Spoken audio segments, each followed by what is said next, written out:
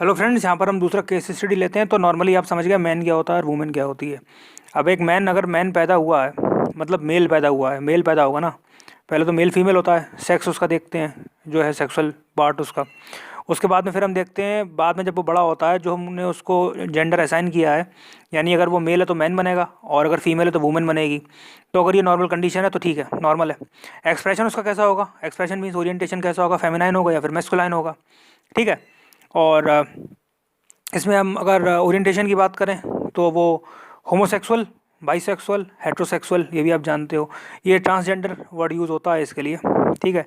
Transgender एक umbrella term है जिसमें कि हम सारे टर्म्स को इंक्लूड कर लेते हैं। तो ट्रांस का मतलब होता है अपोजिट, मतलब अगर आप मैन हो तो आप जो है वो ये कह सकते हो कि आपका जो ओरिएंटेशन है वो मैन की तरफ भी हो सकता है, वुमेन की तरफ भी हो सकता है और दोनों की तरफ भी हो सकता है।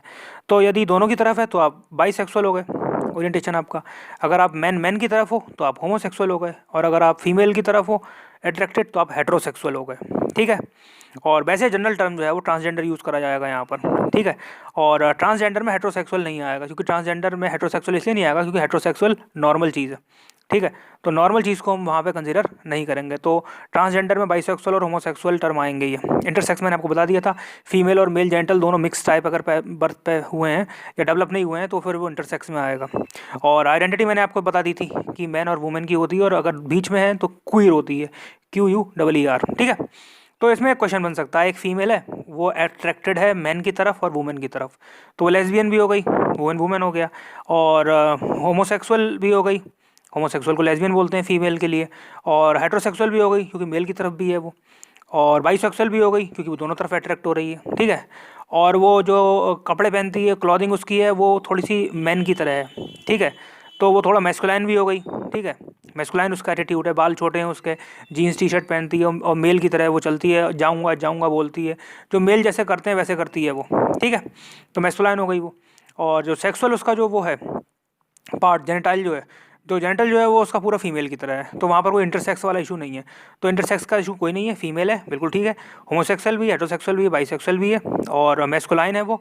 और वो जो उसकी आइडेंटिटी है, वो आइडेंटिटी जो है वो अपने आप को जो है वो सब कुछ समझती है, मतलब क्वीर हो गई, वो मैन भी समझती है और वुमेन भी समझती है, ठीक है वुमेन, मेंटली वो वुमन है लेकिन वो बाइसेक्सुअल भी है और जो है वो होमोसेक्सुअल हेट्रोसेक्सुअल सब है, तो थोड़ा सा मिक्स टाइप हो गया ना। तो यहाँ पर तो वुमन भी समझती है अपने आप को और वो मैन भी समझती है, दोनों समझती है। और इस तरीके से क्वेश्चन आएगा, तो कीवर्ड्स में आप बिल्कुल कंफ्यूज ना हो। तो मैंने ये एक बहुत टिपिकल कॉम्प्लेक्स जो है वो इशू लिया, ठीक है, कि वुमेन है और वो इस तरीके से बिहेव कर रही है। तो आगे हम और डिस्कस करेंगे ऐसे ही एग्जाम्पल्स को लेके। Thank you.